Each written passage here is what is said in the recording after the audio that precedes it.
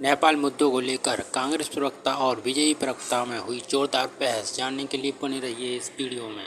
वो भी जैसे पहले होता था ना कि मोहल्ले में एक बड़े बाप का बेटा होता था, उसके पास क्रिकेट किट होती थी, वही तय करता था कि कब कौन खेलेगा। तो कांग्रेस की हालत वही है।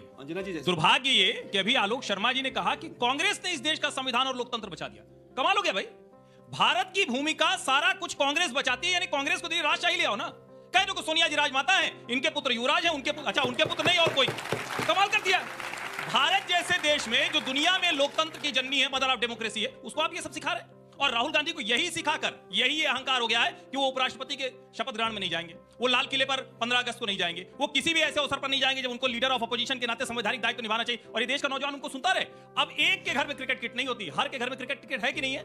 आज लोकतंत्र में सबको उसका अधिकार मिल गया है, इसलिए कांग्रेस को यह मुश्किल हो रही है, इसीलिए चाहते हैं कि उनकी ठेकेदारी बनी रहे, वो तय करें कि कौन नेता होगा। और ताश के पत्तों की तरह मुख्यमंत्री फेंटने वाली पार्टी के लोग लोकतंत्र बता रहे।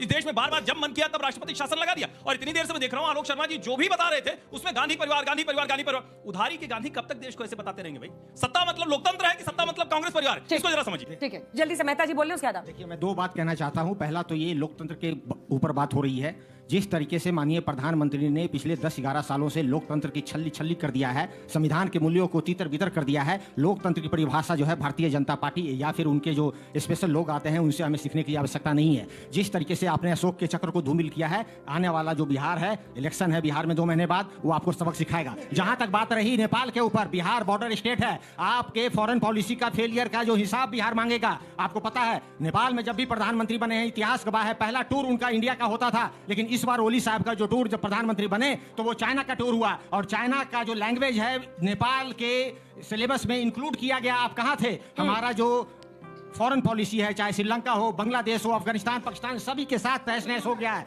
और इसका जो है खमियाजा बिहार उठाने वाला है। चाइना के साथ जो है रोड बन रही है, वहां पे उनके लैंग्वेज सीख रहे हैं। और जिस तरीके से नेपाल में जो है तख्ता पलट हुआ है यंग जनरेशन के द्वारा, आप सोते रह गए। लेकिन यंग जनरेशन कोरिया के साथ, चाइना के साथ, जापान, इंडोनेशिया के साथ उनके जो वैल्यूज हैं वो सीख रहे थे। और हम बगल में रहकर भी कुछ नहीं कर पा रहे थे। भारतीय जनता पार्टी को जवाब देना होगा। अब बिहार की जनता नवंबर में ये जवाब जो है दीवालों पे लिखी हुई है, दीवालों पे लिखी हुई है कि नरेंद्र मोदी जी की सरकार बिहार के शुरुआत हो गया। अब बीजेपी और कांग्रेस एक एक जवाब देंगे, जिसके बाद हम आपके बीच में आएंगे सवाल लेने के लिए अपनी अपनी एक एक बारी।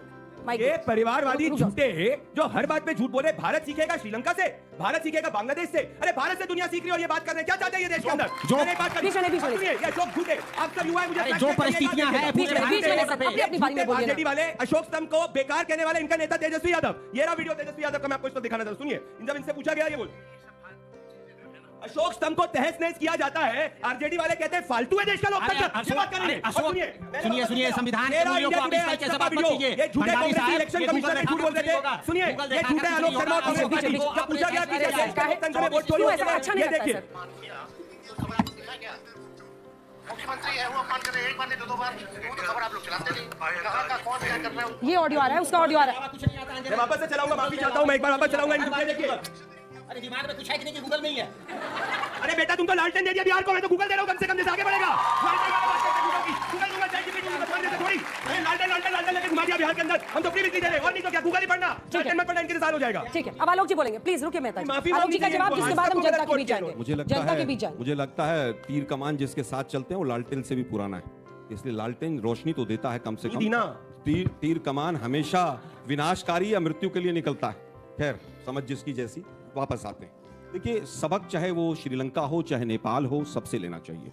और अगर सबक लेने लायक भी नहीं थे तो मोदी जी कहां भगवा पे कपड़े पहन के वहां पर वोट मांगने किस तरह से पहुंच गए थे? चुनाव हिंदुस्तान में होता था, वो पशुपति नाथ मंदिर में जाकर जिस तरह से करते थे और पूरे मीडिया के कैमरों को पीछे पीछे लेकर चलते थे।